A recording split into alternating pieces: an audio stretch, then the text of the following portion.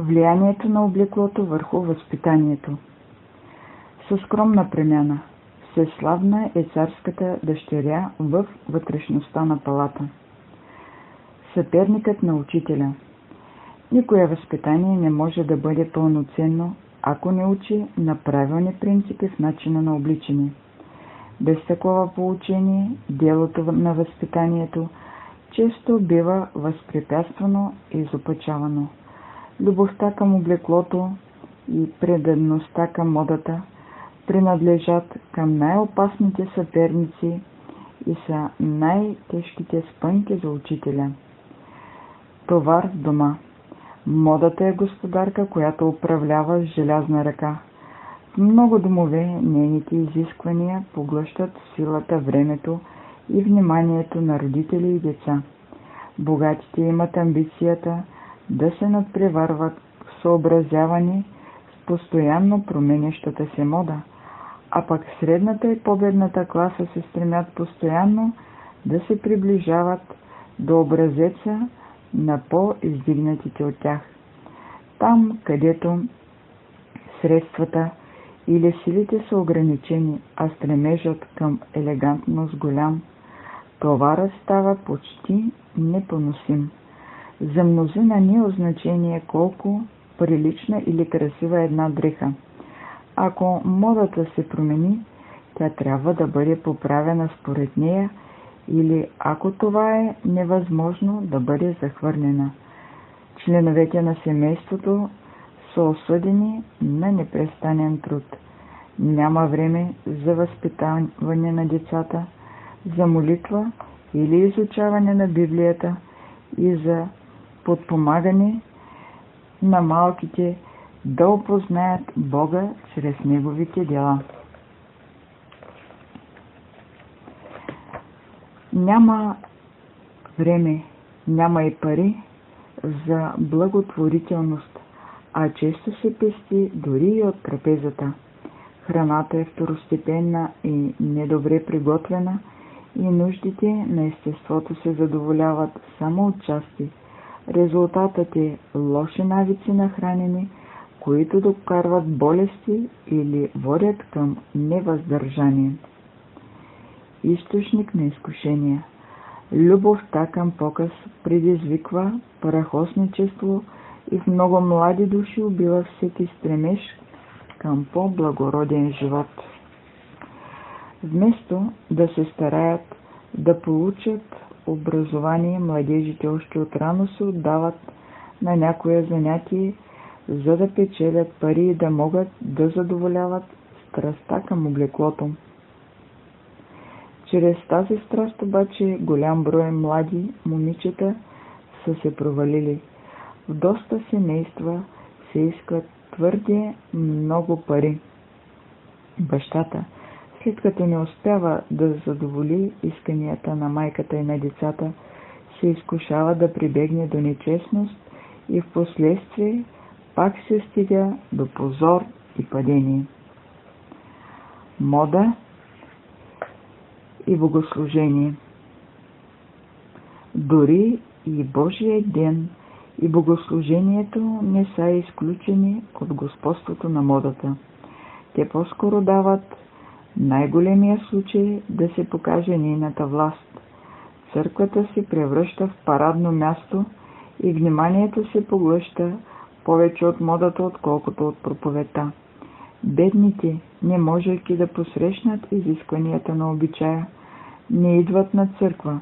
Почивният ден се прекарва безделие, а младежите го използват често за забавление в недобра среда.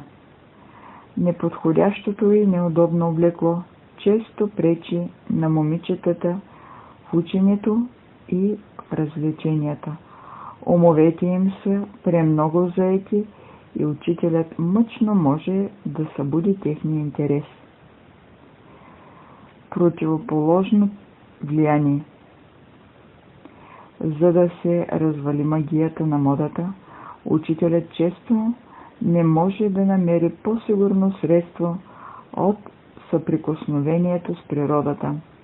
Оставете учениците да вкусят от насладата, която може да се изпита край някоя река, езеро или море.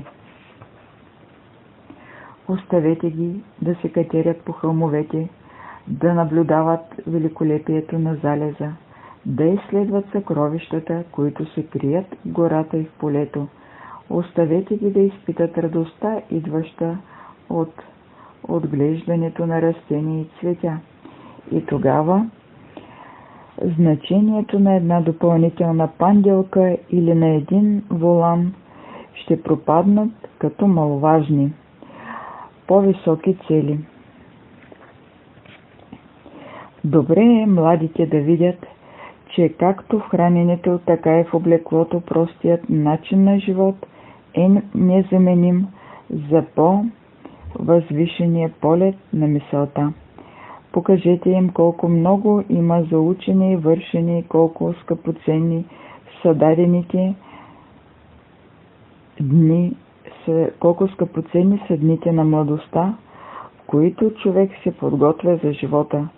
Помогнете им да видят какви съкровища се намират в Божието Слово, в книгата на природата, както и в докладите за живота на благородните хора. Насочете мислите им към страдащите, които биха могли да облегчат. Помогнете им да видят, че всеки изразходван долар за външен показ лишава човека, който ги е похарчил, от средствата, с които би могъл да нахрани гладни, да облече голи и да утеши скърбящи души. Не се заслужава заради изискванията на модата, които не се основават на здравия разум, нито допринасят за удобството, благоприличие и красота, да се пропусна златните случаи на живота, да се попречи на развитието на ума, да се погуби здравето и да се разруши щастието, вкус и спретнатост в облеклото. В същото време младите трябва да научат да разбират урока, на който ги учи природата. Той е направил всяко нещо хубаво на времето му. Еклесиаст 3.11. Наша привилегия е да прославяме Твореца както чрез всичко друго, така и чрез облеклото. Той желая облеклото ни да бъде не само спретнато и здравословно, но и прилично и красиво. За характера на едно лице се съди от неговия стил на обличане. Добрият вкус и просветеният ум се проявяват в избора на скромно и прилично облекло. Когато благопристойната простота в облеклото е допълнена с скромно държание, младата жена бива обградена от атмосферата на свята сдържаност, която ще бъде нейна щит срещу хиляди опасности. Учете момичетата, че изкуството да се обличат добре включва и умението да си приготвят облекло. Всяко момиче трябва да се стреми към това.